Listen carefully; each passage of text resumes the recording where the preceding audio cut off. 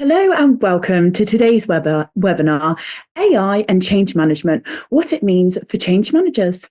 I'm delighted to be your host for today. I'm Shanice Mitchell-Cox and I work for APMG International. I'm joined by our incredible expert, Melanie Franklin. Melanie is Chief Director for Capability for Change. Melanie works with clients to build competency and capability, drawing on a wealth of practical experience. Here is Melanie. Welcome to today's event, Melanie. Thank you very much. I'm really looking forward to making this an interactive event. So we're going to kick off with a poll. We're also asking you to put some of your answers in the chat. So we'll get started straight away. Absolutely. Thank you so much. So as Melanie said, please submit your questions into the Q&A. We are taking live questions today and Melanie will give you answers on this session. So if you head down to the Q&A box, you can submit your questions there. Please note that this session will be recorded and throughout today's event, we would like to hear from you. So we will be putting polls up. Please engage in the polls and share any of the answers to the questions in the chat. Also, you may see some links and some QR codes from time to time. Don't worry, we've checked them already before sending them over, so you can click on them and you can be sure that they work. Wonderful. Now I'm going to hand over today to Melanie, so over to you. Thank you. Can you put up the first poll, please? Because one of the things that we are very interested in is where are you getting trusted sources of information about AI? Because this is something that we need to keep informing ourselves about. So very simple poll, just 4 options, but it just gives us a bit of an indication of where you go to get your information. Simply put, we want to make sure that we are putting our information where you can best see it. The votes are coming in. We've got lots of votes coming in now. So remember to get your votes in before we close the poll. Brilliant. There's one that's really not that popular, and then everywhere else. Is that the global consultancies one? It is, yeah. Yeah, it's interesting because I do read a lot of the research coming out of the global consultancies because I know that they're pushing their own consultancy services, but I'm always interested in what they think is the latest theme that they should be talking about. So I do find it's a useful counterbalance, but yes, training and keeping up to date with training, I think, is becoming a crucial piece. Absolutely. That lifelong learning is always there. So 17 votes so far on global consultancies, 60 votes on professional bodies, 61 votes on LinkedIn groups, and 75 votes on training courses. So thank you so much to everybody who's participated in this poll today. That's brilliant. Thank you. Well, this is a mini training course, this webinar. For those of you who know me before, I always go straight to the heart of something quite pragmatic and practical. And so the content for this is my latest thinkings and findings and the impact that I am seeing and the experiences that myself and a lot of colleagues are having in the front line of making change and transformation happen. We're going to do a follow-up webinar in early November because we want to keep this conversation going. So if you've joined on this webinar, there's plenty of opportunity to come back and have another go at listening to more content because it will change in the next couple of months. That's what makes this so interesting. I thought I'd start from a neuroscientific perspective. We know that language matters, words matter. The way in which the brain interprets words brings a huge amount of emotion to something. And so it has always made me query whether or not AI is the right term. The term AI has actually been in use for over 50 years. Artificial intelligence. Artificial is a word that in the brain, it conjures up feelings of, that's not very authentic. Maybe it's not very credible. Maybe it can't be trusted. So it does make me query whether or not the idea of artificial intelligence is the right one. My experiences, like yours, of playing with generative AI tools like ChatGPT, it makes me think that a lot of what I'm seeing is synthesized intelligence, because what it's doing is it's synthesizing all of the human knowledge so far to date and putting it in front of me in a slightly different way. It's repackaging things. It also makes me think that maybe knowledge engineering is another term that sort of springs to mind, because it is re-engineering the knowledge that I see. Anybody involved in knowledge management is definitely going through a huge amount of change right now in how they pass information through their organizations. I was reading a report in the Financial Times yesterday about how many organizations are now saying they are getting the value out of the corporate memory that they have, particularly if they've gone through lots of mergers and acquisitions and lots of information on different systems, but now they can put AI tools to work and pull all of that together. So yet more synthesizing, yet more engineering of the information that they have. So in the chat, what do you think the term should be? Because we're not just stuck with artificial intelligence. We can always add on our own interpretation of that and take people with us. And I do wonder whether or not that word artificial is not quite hitting the spot in terms of describing the opportunities that it offers, and whether or not it acts as an emotive blocker. Anybody putting anything in the chat there, Shanice, that any words that spring to mind? I'm just checking now. So if you get your answers into the chat, we will incorporate them into today's session. That's brilliant. Thank you. You can call that out in a moment. So meanwhile, I thought I'd quickly run through the different types of AI, just make sure we're all on the same page before I dig into, but how does this work for us? How does this impact us? So traditional AI, what are we talking about? We're talking about pattern recognition. We're talking about automation of tasks. It's something that we've all been using for a number of years, but wouldn't have necessarily used the term AI to describe it. For example, any spam filters, any predictive text, that's all coming from the more traditional AI. A lot of that has helped us with task automation. It's streamlining of processes. So there's a lot about efficiency there, but it's not in any way creative. Generative AI, however, creates new content. It uses mathematical models to predict the next most likely word or the next most likely output.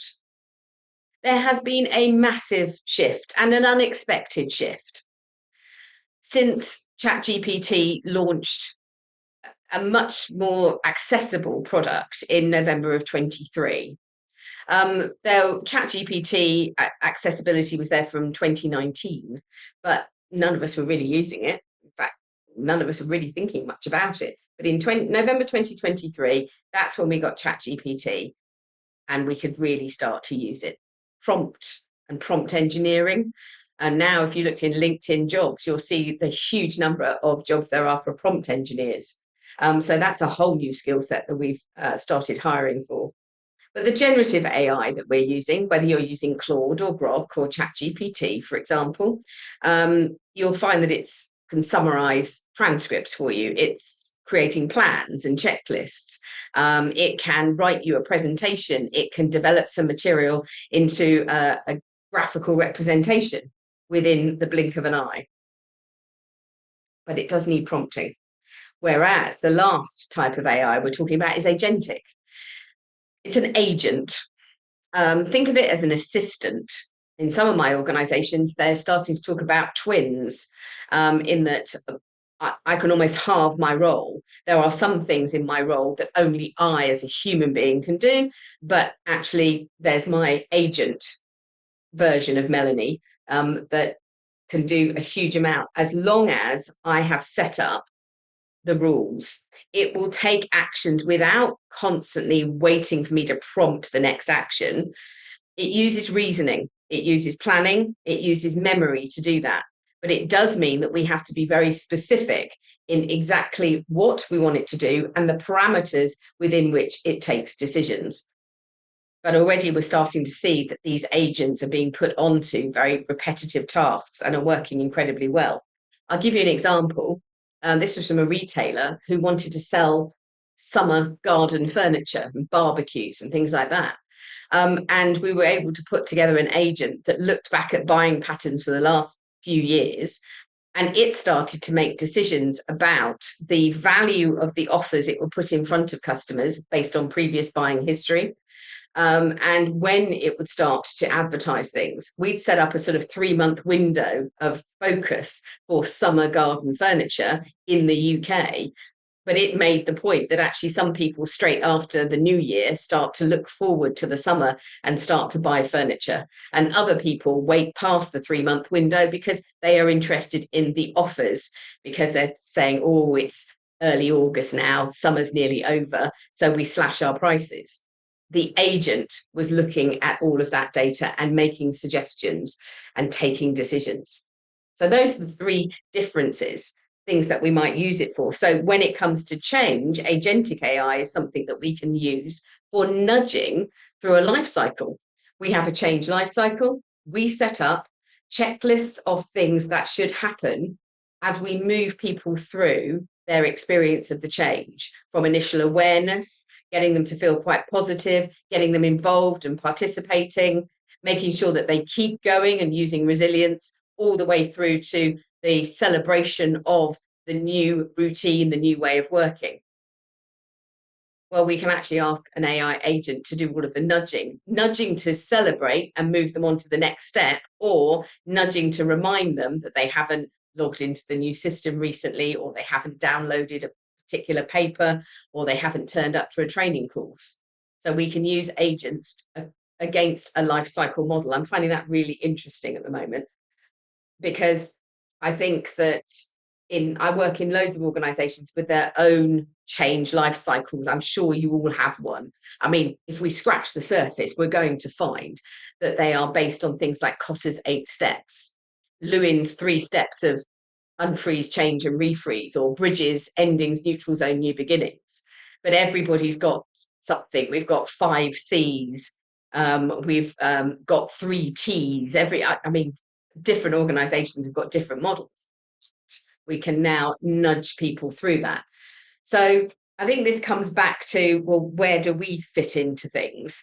And I think in change management, this McKinsey diagram here tells us that the orange bar across the screen is AI adoption, and the blue is the human adaptation. And there's the change gap. And I think it's really interesting that as change managers, if we've got our life cycle, we can amplify our influence, because now it's not just me contacting people and trying to encourage them to come to a training course or come to a workshop or have a go at a particular new process or system. I can use an AI agent to help nudge that along. So actually my voice is going out to thousands more people, and I can make sure the agent tailors the nudging that it does based on very detailed personas, based on very localized information of the roles that people are playing and their level of responsibility. So I think that what we need to be aware of is we provide some of the structure and the ideas of what we want to achieve, but we can actually use some of these tools to widen out the audience that we're talking to, and the tailoring of the messages, the deeper connection through the words that are used in those messages can all come through AI. So I'm excited. I think there's a huge place for us. I don't see human beings eradicated, but I think we have to be very aware of how we have to change our own behaviors. We have to really start thinking about that. And that's what I want to pick up now.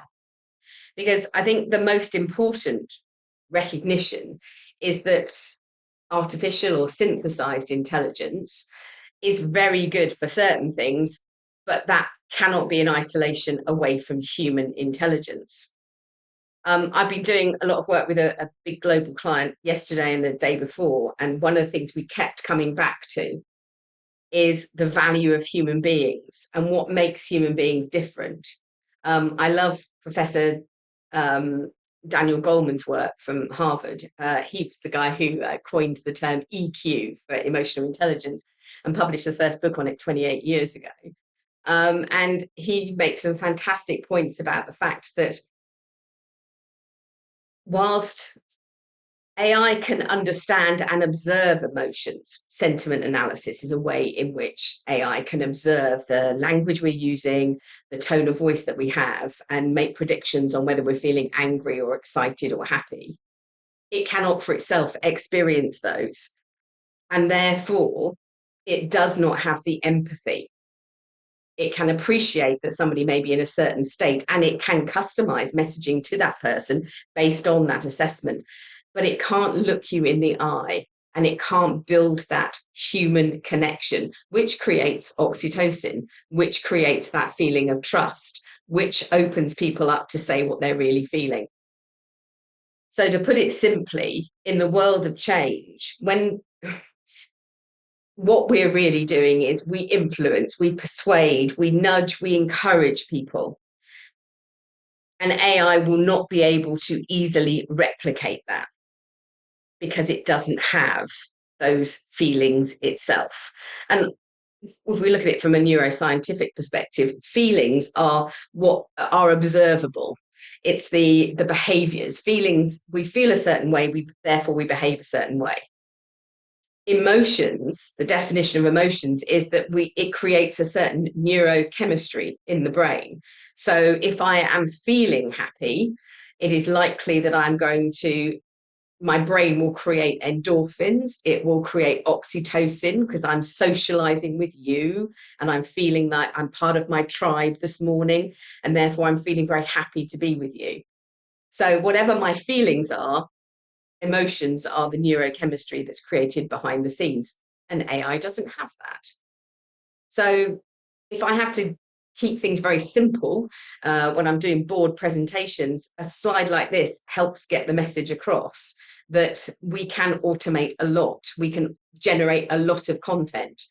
But when it comes down to the really tricky conversations and those moments where a human being has that moment of insight and that realization, I'm going to change how I'm doing things, and that willingness to take the risk of trying something new and building a new habit, well, we will always need people to make that connection. And that's certainly not going to be limited just to change professionals, many of whom are on this call right now.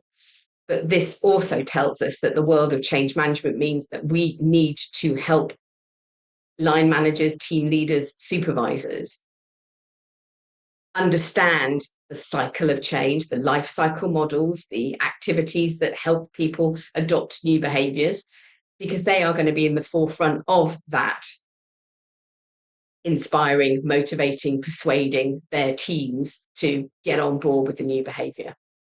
So I don't think it changes something that we've all been dealing with in the last few years, which is this idea of a cascade.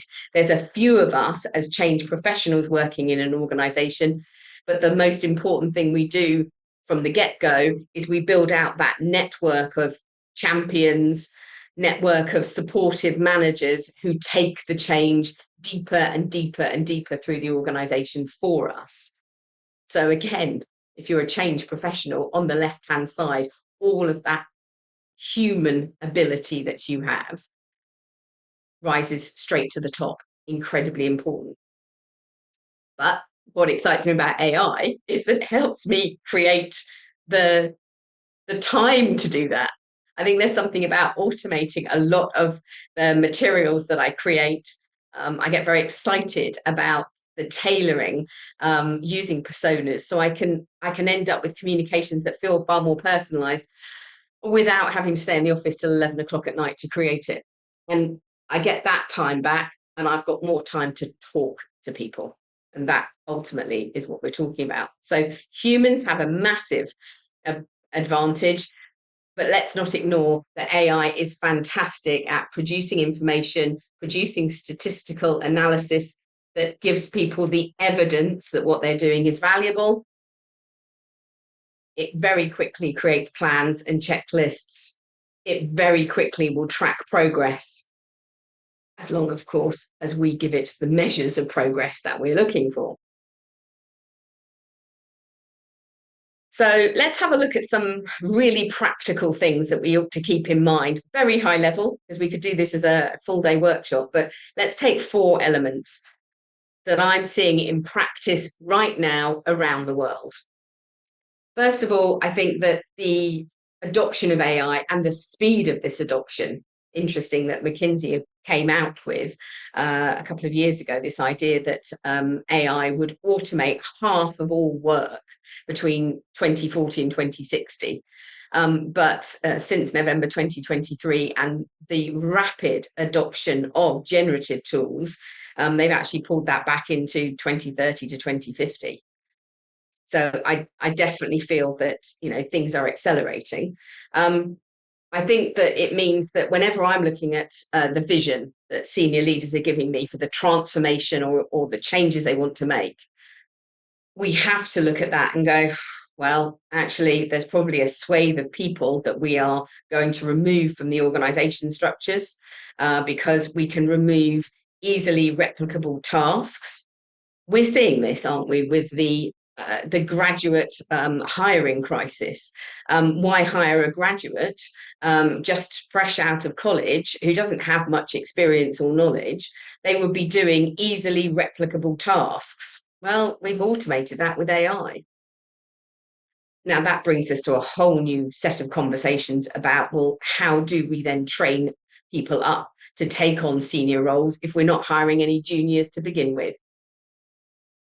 We're also noticing that a lot of administrative roles are going because actually our AI agent is doing a lot of our administration for us. So if we are employing humans, we are very clear that they have got to really add value. So that is a consideration whenever you're looking at the value of your change and the vision that you're putting together. I'm working with some organizations that are now starting to look at their organization structure from the idea of, well, here's human Melanie, and then there's AI Melanie, the AI agent that can do an awful lot of her basic replicable tasks, the mechanistic pieces of my work. And I work with teams who are saying, well, as a leader, how do I lead the humans, but also how do I guide the AI agents? Very, very different leadership skills. I've had some fun. I've written a short AI masterclass, and I've had some fun in sort of giving examples of how you might do that, and how it changes our leadership style. There's no getting away from it, that if you're using a lot of AI, you find that you become very, if you go back to Daniel Goleman's sort of leadership styles, anybody remember the old pace setting? Yeah, and the very dictatorial, do this, do this, do this, because that's what you get into the habit with AI. And then you start a team meeting with human beings, and you've got to have a real shift in how you're behaving. I have found personally that I have to have a cup of tea between 2 or 3 hours where I'm working with AI agents to create a whole load of content. And then I'm going into a human-based meeting. I'll go and get myself a cup of tea and maybe a biscuit and just have a few minutes. A lot of this, the Neuroscience for Change course teaches us how to have these, these shifts in how we're behaving and these shifts in focus. And I use that knowledge to help me, because you can't easily see, I think, from one to the other. And I think Shanice mentioned earlier on lifelong learning. I was in a session in the last couple of days where we've talked about, who we're hiring.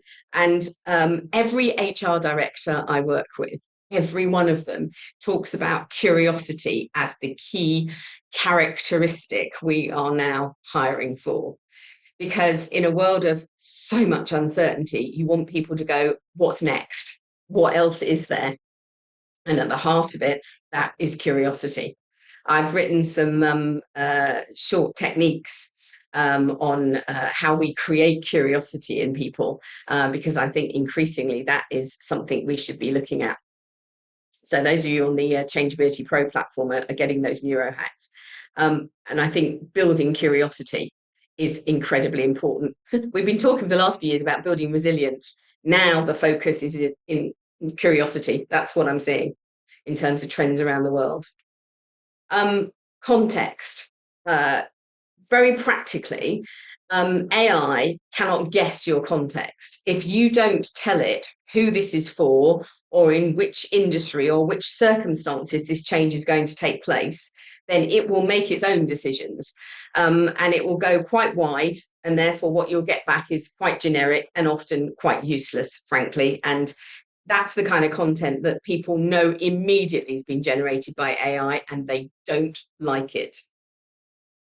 What I've been learning in the last year or so is that as I'm working with senior leaders to describe the vision of a change and to describe the benefits of the change, I'm very cautious about language now, because the most important thing is that AI does not do ambiguity at all.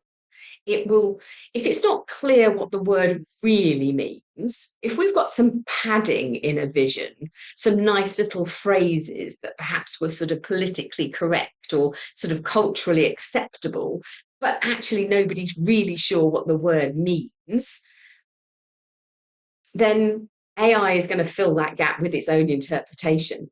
I mean, I caught a senior leader the other day talking about being a market leader, and I said, that's fine, but let's drill down into exactly which markets and what do you mean by leading? Because unless we do that, when we put the description of the change into AI, it's going to widen the interpretation far more than you want it to. I spend a lot of time getting the context right now, because the other thing that I know is happening is that I'm working with department heads who are getting this sort of, there's going to be this transformation communication from the board. And the first thing they're doing is putting it straight back into could be ChatGPT and saying, what are going to be the impacts on my area of the business? So if that original vision is a bit woolly and a bit lots of ambiguity, that is not going to work. And that's something I think we really need to look for. Insight acceleration, I think it does help us have insights and moments of creativity. But the thing I want to pick up here is sentiment assessment. I think that there's a fantastic opportunity in change to be able to track how people feel. Do they feel confident? Do they feel involved? Do they feel positive or the opposite? And therefore take decisions based on that sentiment analysis. And I'm using it a lot from the transcripts of various team meetings. It's fantastic. Insights on the personas of when we have team meetings, when we're debating our customers and we've got sales teams and marketing teams chatting away about data related to customers. We can then use the transcript of that to really create personas related to our customers. Fantastic. But one of the things we ought to be aware of is that if we are using AI to particularly to grasp sentiment about how the change is going, do we need to be clear that we're doing that? Because I've certainly written a number of AI related principles that show how AI is being used in programs. And it is one of the things I say, that we anonymize the content from team meetings, but we do use it for sentiment analysis.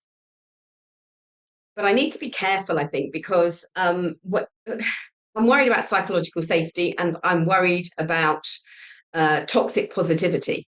Because if you know that I'm taking the transcript of this meeting and seeing what people were saying, even if I promise to anonymize it, will you really challenge? Will you really show a negative view? Will you really question something? So that's something, again, it's another practical thing. So I write the principles of AI usage into my change management strategies these days.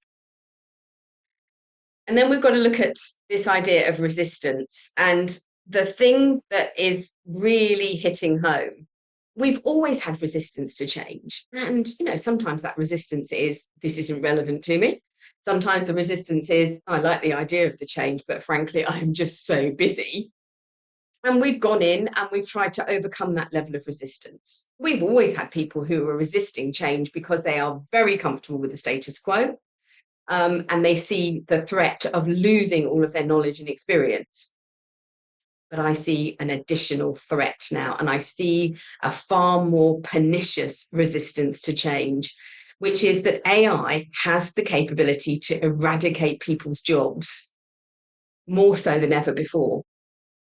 For example, if I'm putting a new trading platform out into an investment bank, the traders are obviously going to resist learning a new system because it slows them down. They might make mistakes initially and they can lose millions, but eventually they'll get on board with a new trading system. We'll take them through that change and the changes in their ways of working. Now, however, if I put out a new trading system and it's AI based, people are absolutely looking at that particular change through the eyes of, am I going to lose my job? I think there is far more greater emotional impact around AI and people assuming that they may very well lose their job if this AI solution goes in. I had a recent graduate, he's 3 years out of college, and incredibly clever guy. And he said, 3 years ago, my lecturers were telling me that as long as I learned to code, I'd always have a job. And he said, well, isn't that the joke now? And obviously Microsoft got rid of 3,500 programmers in another wave of redundancies last week, for example. People are, I think, aware that AI threatens their livelihood. If you want to look at Maslow's hierarchy of needs, what interests me is that this idea of some of the changes, like putting in a new trading system before AI, it would perhaps affect maybe a little bit about the purpose of your work, the value of your skills. But now AI goes to the heart of the bottom of that pyramid. It goes to physiological needs. Will I still have a job? Can I make the rent? Can I afford to live? That's why I think resistance to change is something that we're back to human skills and that empathy piece. We can't get away from it. And that's why I think when it comes to anything AI related, it's becoming pretty obvious that probably what we need is to make sure we've got the playbook for how humans process information, how humans make decisions, how humans experience things. I mean, I brought the Neuroscience for Change course to life only a couple of years ago, but I am so grateful I did, because now in this world of AI, I feel that, and the response I'm getting is that it's somewhere safe people can go to upskill themselves in how are we going to cope? How do I best explain things to people? How do I overcome resistance to change? Huge amounts in that course, just over a couple of days, to really help you overcome resistance to change, but also think about how you help people have insights, generate their motivation, generate human skills that are going to be absolutely making them curious. And that's what lifelong learning is all about, isn't it? It's all about that curiosity. So the Neuroscience for Change course for me is the fundamental building block. And the other thing is that although I'm not sure we use the word agile much anymore, agile change agent, that course has an agile roadmap. It has an incremental, iterative plan. It was built for uncertainty, that we work in small waves of change. We take in the feedback loop and then we decide on the next available change, along with the relationship building that is based on empathy and neuroscience. So actually being able to have the technical skills to deliver on that more incremental plan is crucial. And then the coach version of agile change is actually 43 techniques that are all based on neuroscience that nudge people through a change life cycle. Well, actually, there's an awful lot in that agile change coach course that I can now plug into AI and use that as the basis for creation of an agent that works alongside people experiencing change at work and nudges them and encourages them all the way. So I've put something in the chat, which is sort of an AI kickstart, because later on this month I'm going to run the neuroscience and the agile change agent courses. So join me for that. But I will say this: whatever you do, fundamentally understand how the brain works. That is the playbook that will help you most with AI. So understanding that neuroscience perspective, that is key. Now, I know we've got a load of questions, and I know we've also got some ideas about what we might call artificial intelligence. So I'm going to hand over to Shanice to give us a bit of an update. Wonderful. Thank you so much, Melanie. So just circling back to our first poll, we have got your answers. So some of the answers that were given were assistive technology, community intelligence, augmentation. I know, these are great, aren't they? Digital assistant, innovation intelligence, disrupted intelligence, and automated intelligence. So I'm going to go with I add that lot. The reason I love assistive intelligence is because I think that that's far less threatening. It's assisting us, it's not replacing us. I think there's something in there that I really like. absolutely. I really love those answers. So thank you to everyone who submitted them to us. And just before we move on to the questions, we are going to pop another poll on the screen at the moment. This is about you booking a follow-up with Melanie. So if you could head over to the poll and vote on the second poll, that would be fantastic. And we'll get those details straight over to Melanie so she can carry on that conversation. Brilliant. So that was such an inspiring session. And while we're waiting for you to fill in that poll, I just wanted to say a big, big thank you to Melanie today. I will be walking away with this with so many lessons. So thank you personally from myself as well, Melanie, because I've learned so much in this session. Brilliant. So we can see the votes are coming through. That's absolutely fantastic. So thank you so much, everyone, for voting. Get your votes in the next 60 seconds, and we will close that poll and move on to these live questions that you've submitted. Brilliant. So Nigel, who is our technical director, he's going to bring up the questions for me. So Nigel, can I take the first question, please? Here we go. So this has come from Sharon.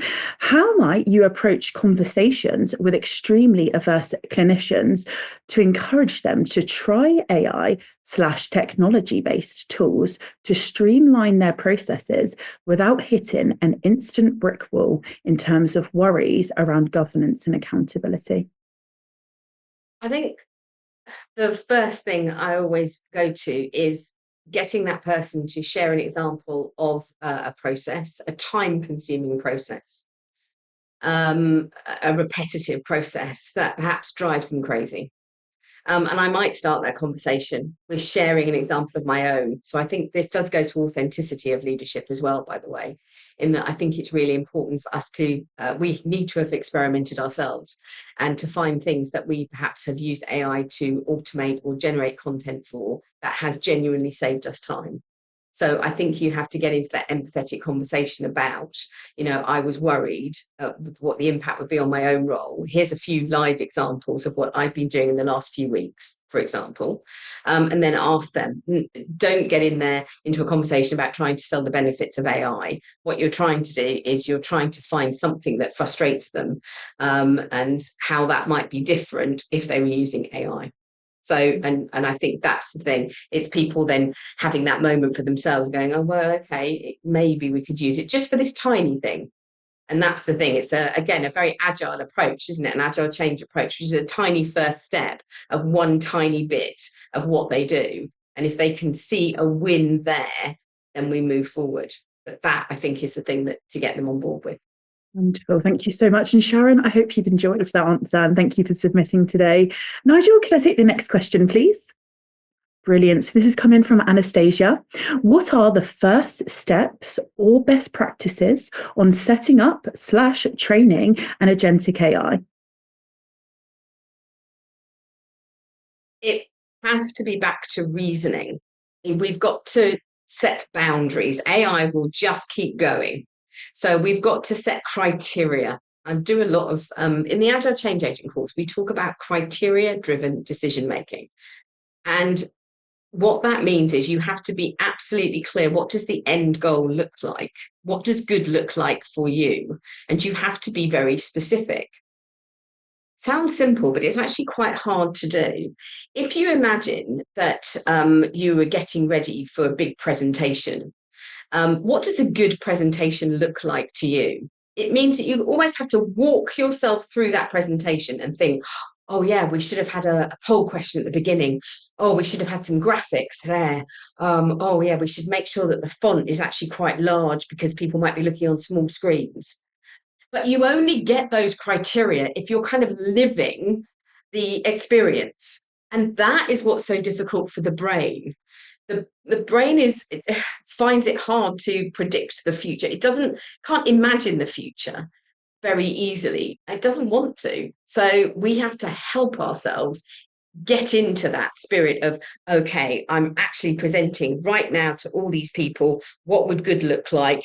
And probably one of the most important things I talk about with agentic AI is also being incredibly specific about what is not included, or what must not be sourced, or what must not be answered. So I think, again, it's all about remove ambiguity, because your instructions must be absolutely clear. So I sometimes, this is an awful thing to say, but I'll sometimes use my 91-year-old father, because I'll say, if I asked you to do that, what would you do? Because he's got no context. He doesn't work in my world. Hey, there's an AI agent, yeah? So how has he interpreted what I've said? And he often comes back and queries a word and says, well, what do you mean by that? You've said large transactions. You go, oh, you're right, large transactions. What I mean is transactions over £500,000. Yeah. So that, I think, is the thing. It's all about the conditions that you're setting up. Yeah, fantastic. Thank you so much. And Anastasia, thank you for submitting your question. That's a brilliant. It was very thought-provoking. So thank you. Nigel, can we take the next question, please? Oh, another one from Anastasia. Wonderful. So what is your advice on addressing the addictive overuse of AI? I think it comes back to, at the end of the day, where's the humanity? I don't think I'm going to be able to stop the huge number of imaginative ways that people are streamlining what they do, getting content automatically generated for what they do. I think I was in a meeting yesterday when we were looking at the value of the task versus the time taken to do the task, and they were using a table. This was happened to be for project managers, but it was a way of mapping out all the tasks and getting people to just focus. It's good old prioritization, isn't it? If you're going to start using AI, let's just focus on the things that maybe take the most time and maybe have the least value, and let's do that. And then we'll work through to those with less time, more value. So I think you need to get people thinking about the criteria by which they apply AI, absolutely. And I also think that we've got to introduce this idea of humanity. If it involves persuasion and influencing, if we want to make a real connection with another human being, which is when we generate that neurobiology, that idea of that sense of dopamine, the neurochemical that is all about the energy, the forward motion, or oxytocin, which is all about the trust, then maybe AI isn't the best answer. Definitely. Thank you so much. And Anastasia, thank you again for your secondary question. Fantastic. Nigel, can I take the next one, please? Brilliant. This has come through from Andrew. How is it going to impact on employment? It looks like regardless of the jobs AI is creating, AI is or will cause a significant drop in employment. Will this eventually lead to redefining of what employment is? And will this also cause social unrest? If I'm honest, I think yes. I was in a presentation yesterday where, and I've read so many of these same paragraphs in so much research, which is they're trotting out the line which says, oh, we're not replacing jobs, we're just targeting how we use humans for more value-added tasks, and we're not removing people. And yet I'm seeing a lot of data coming out from tech firms and other organizations like accountancy firms, law firms, who are not hiring anymore, or in tech firms, they're getting rid of swathes of programmers, for example. So I think there is going to be a new reckoning. I always go back to the first industrial revolution, actually.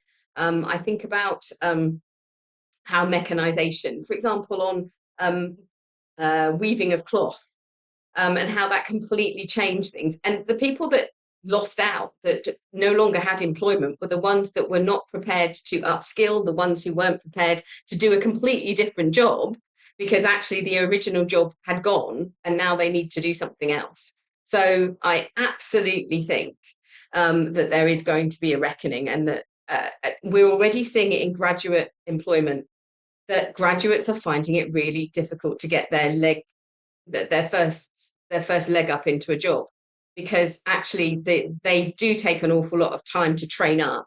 And the value that they produce initially is very low. It is in low value tasks, repetitive tasks, which we have automated. So their entry point into the business is now hard to find. I think it's a real crisis. What makes somebody employable is curiosity and lifelong learning. What makes them employable is very, very high levels of emotional intelligence. And as I said, the playbook for neuroscience, that tells you that's the playbook for how the brain works. And that is a great starting point. It's great. It's important to say you've got to have high levels of emotional intelligence and brilliant interpersonal skills, but you build those by understanding how the brain works in the first place. So again, it comes back to, I think that's going to be key. But yeah, I think there are going to be significant changes in the next 5 years. And I think we're in for a rocky road. I absolutely have faith in humanity that we will rebalance, but make no bones about it. Your emotional intelligence and your ability to engage people, to be a persuasive force, to be a great communicator, puts you at the top of the tree for employment. Absolutely fantastic. And thank you so much, Andrew, for submitting that question. Okay, Nigel, can we take the next question? Because the questions are stacking up. We've got one from Drew here. How do you visualize timeline for OCM to ensure AI adoption? What are some tangible success that one can measure? I think if I had to do organizational change management right now, and the tangible success and wanting to put it in instantly, it would be identifying a very, very broad range of measures to indicate that people are feeling confident, well prepared for change, that they're taking part in the changes, that they are really building new habits and new ways of working. So all of those measures on the success of my change, but this time I can overlay it with huge numbers of sentiment measures. So because it's always really difficult to understand if the change is going well, because it's all about how people feel about the change. So I think we've been saying for years, getting the measures of our progress and our value into our change plans is critical.